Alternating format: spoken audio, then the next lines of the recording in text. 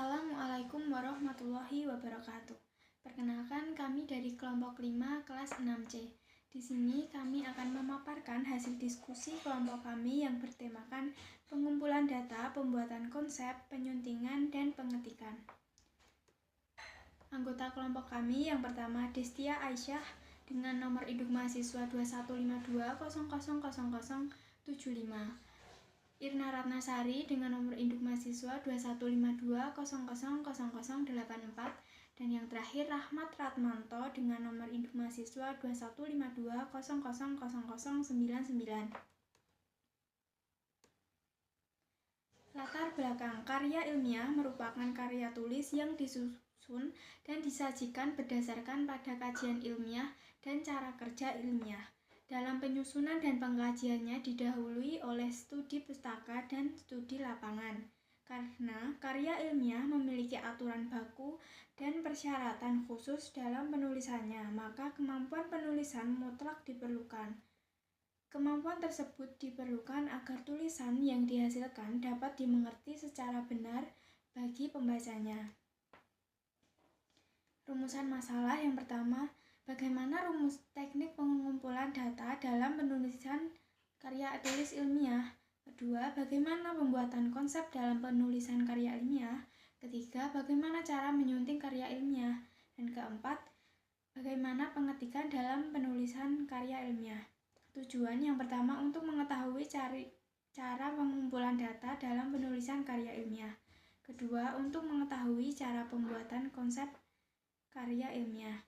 Ketiga, untuk mengetahui cara menyunting karya ilmiah. Dan yang terakhir, untuk mengetahui cara pengetikan suatu karya ilmiah. Pembahasan yang pertama, A. Pengumpulan data. Pengumpulan data dilakukan untuk memperoleh informasi yang dibutuhkan dalam rangka mencapai tujuan penelitian. Sebelum melakukan penelitian, seseorang peneliti biasanya telah memiliki dugaan berdasarkan teori yang ia gunakan. Dugaan tersebut disebut hipotesis. Proses pengumpulan data ditentukan oleh variabel-variabel yang ada dalam hipotesis. Pengumpulan data dilakukan terhadap sampel yang telah ditentukan sebelumnya. Pengertian data. Data adalah kumpulan fakta atau angka atau segala sesuatu yang dapat dipercaya kebenarannya sehingga dapat digunakan sebagai data penarikan kesimpulan. Data dapat juga diartikan sebagai fakta empirik yang dikumpulkan oleh peneliti untuk kepentingan memecahkan masalah atau menjawab pertanyaan penelitian, atau sebagai deskripsi dari suatu dan kejadian yang kita hadapi. Data dapat berupa catatan-catatan dalam kertas, buku, atau tersimpan sebagai file dalam database. Data akan menjadi bahan dalam suatu proses pengolahan data. Selanjutnya yaitu pengelompokan data. Data dapat dikelompokkan berdasarkan sumber data. Berdasarkan sumbernya dapat dibagi menjadi dua.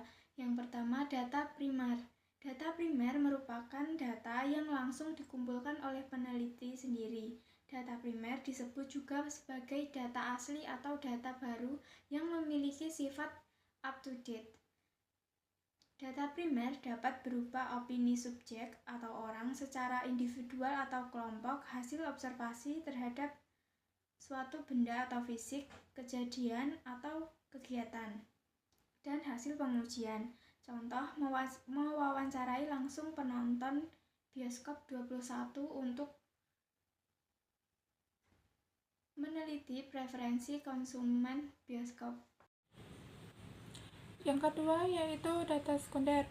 Data sekunder merupakan sumber data penelitian yang diperoleh peneliti secara tidak langsung melalui media perantara, diperoleh dan dicatat oleh pihak lain. Data sekunder umumnya berupa bukti, catatan, atau laporan historis yang telah tersusun dalam arsip, data dokumenter yang dipublikasikan dan yang tidak dipublikasikan. Data sekunder dapat dipergunakan untuk hal-hal yang pertama, pemahaman masalah, yang kedua, penjelasan masalah, dan yang terakhir, solusi masalah. Selanjutnya yaitu B. Data dapat dikelompokkan berdasarkan penampilan. Berdasarkan penampilannya, data dapat dibedakan menjadi dua. Yang pertama, data kuantitatif. Data kuantitatif adalah data yang dinyatakan dalam bentuk angka. Yang kedua, data kualitatif. Data yang dinyatakan dalam bentuk non-angka atau non-numerik atau biasa juga disebut atribut. Dalam istilah komputer disebut data bertipe string. Selanjutnya yaitu yang kedua, teknik pengumpulan data. Teknik pengumpulan data merupakan langkah yang paling utama dalam penelitian, karena tujuan utama dari penelitian adalah mendapatkan data. Pengumpulan data dapat dilakukan dalam berbagai dilihat dari settingnya. Data dapat dikumpulkan dengan beberapa cara, yaitu 1. Alamiah atau natural setting. Yang kedua, pada laboratorium dengan metode eksperimen. Dan yang ketiga, di rumah dengan berbagai responden. Yang B, dilihat dari sumber datanya. Maka pengumpulan data dapat menggunakan sumber primer dan sumber sekunder. Yang C, dilihat segi. Cara atau teknik pengumpulan data. Maka teknik pengumpulan data dilakukan dengan wawancara atau interview, kuesioner, observasi, dan gabungan ketiganya. Selanjutnya yaitu P. Pembuatan konsep. Menurut Suyodono Sukanto, kerangka konsepsional adalah kerangka yang menggambarkan hubungan antara konsep-konsep khusus yang akan diteliti. Kerangka pemikiran atau konsep adalah sintesis literatur peneliti tentang cara menjelaskan suatu fenomena yang telah terjadi dengan langkah memetakan tindakan yang diperlukan dalam studi riset yang diberikan pengetahuan sebelumnya tentang sudut pandang peneliti lain dan pengamatannya pada subjek penelitian. Kerangka berpikir teori adalah konsep untuk seluruh penyelidikan ilmiah. Selanjutnya, dasar penyusunan kerangka konsep. Yang pertama, harus dibedakan kerangka konsep dan kerangka operasional. Kerangka konsep merupakan konsep yang dipakai sebagai landasan berpikir dalam kegiatan ilmu. Kerangka operasional atau kerangka kerja merupakan langkah-langkah dalam aktivitas ilmiah mulai dari penetapan populasi, sampel, dan lain-lain. Yang kedua, mengumpulkan semua sumber dan menyelidiki penelitian yang telah dipublikasikan, konsep atau teori. Dan yang terakhir, mengidentifikasi dan mendefinisikan semua variabel riset, mengkategorikan ke dalam kelompok independen, dependent, intervening, confounding, control, dan random variable. Selanjutnya yaitu C. Penyuntingan. Yang pertama, pengertian. Penyuntingan merupakan kata benda yang dibentuk dari kata dasar sunting. Kata yang semakna dengannya adalah pengeditan, yang berasal dari kata dasar edit. Dalam KBBI, penyuntingan atau pengeditan bermakna proses, cara, pembuatan sunting menyunting, atau segala sesuatu yang berhubungan dengan pekerjaan menyunting atau mengedit. Ernesta 2005 halaman 8 mengemukakan bahwa penyuntingan naskah adalah proses, cara, atau pembuatan menyunting naskah. Orang yang melakukan pekerjaan menyunting disebut penyunting, yaitu orang yang bertugas menyiapkan naskah. Selanjutnya, untuk menjadi penyunting yang baik dan bertanggung jawab, seseorang hendaklah memahami dan menghayati eksistensi profesionalisme penyuntingan. Profesionalisme ini dapat dirinci sebagai berikut. A. Memahami prinsip tata permainan bahasa dalam kehidupan sehari-hari terhadap bermacam penggunaan bahasa.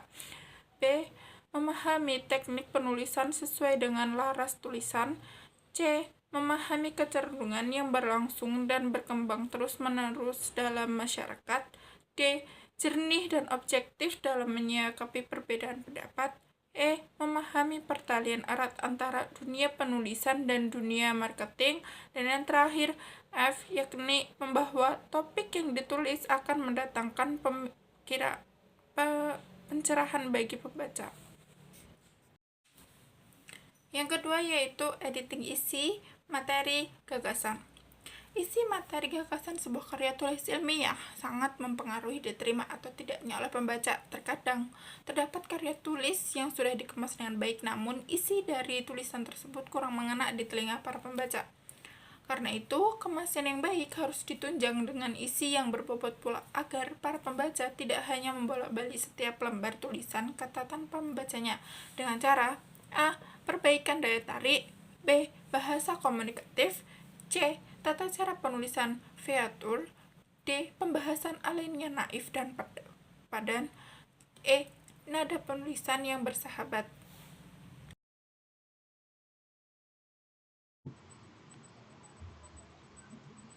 Selanjutnya, lanjutan penyuntingan. Kedua, editing paragraf. Dalam kegiatan editing karya tulis ilmiah, pengeditan paragraf adalah salah satu hal yang tidak bisa dilewatkan, karena kita sering menjumpai paragraf yang isinya kurang efektif.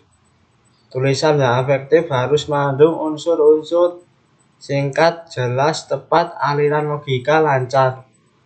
Sebuah paragraf dikatakan efektif jika dapat menginformasikan berbagai gagasan atau maksud penulis dalam alur pikiran yang lancar, logis, tepat dalam kaitannya dengan paragraf-paragraf lain yang tersusun membentuk satu unit tulisan yang utuh atau diskurs.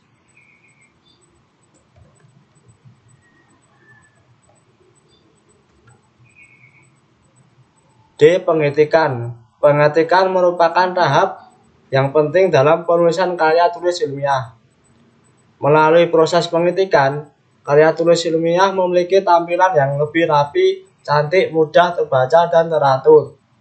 Untuk memperoleh karakteristik tersebut, maka umumnya penulisan karya tulis ilmiah diketik dengan syarat-syarat yang baku sebagai berikut. 1. Jenis huruf. Jenis huruf tersebut digantikan dengan Arial atau Times New Roman ukuran 12. 2. Jarak baris. Jarak antar baris ketikan adalah 1,5 spasi, kecuali untuk kutipan langsung panjang. Judul daftar tabel, gambar, dan daftar pustaka yang melebihi 1 baris menggunakan jarak 1 spasi. 3. Ruang ketikan. Ruang ketikan adalah sebesar 14 x 21 cm. 4. Batas tepi. Batas tepi atau margin membatasi ruang halaman ketikan yang disyaratkan dalam penulisan karya tulis ilmiah. Pengaturan batas tepi tersebut adalah tepi kiri 4 cm, tepi kanan 3 cm, tepi atas 4 cm, dan tepi bawah 3 cm atau sama dengan.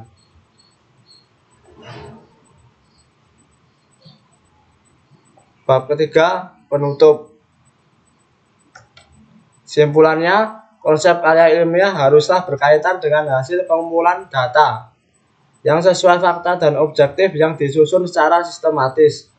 Pemahaman konsep penulisan karya ilmiah juga harus dipahami penyusun agar dapat sesuai dengan aturan yang berlaku.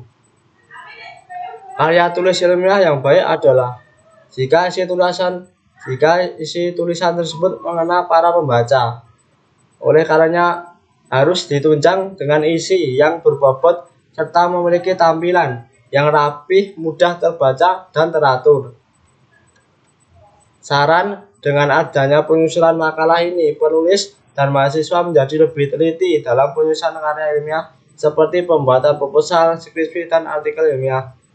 Setelah membaca makalah ini, pembaca diharapkan dapat meningkatkan kemampuannya dalam penyusunan karya ilmiah. Daftar pustaka seperti ini. Terima kasih. Bila kelompok kami ada salah, kami mohon maaf. Wassalamualaikum warahmatullahi wabarakatuh.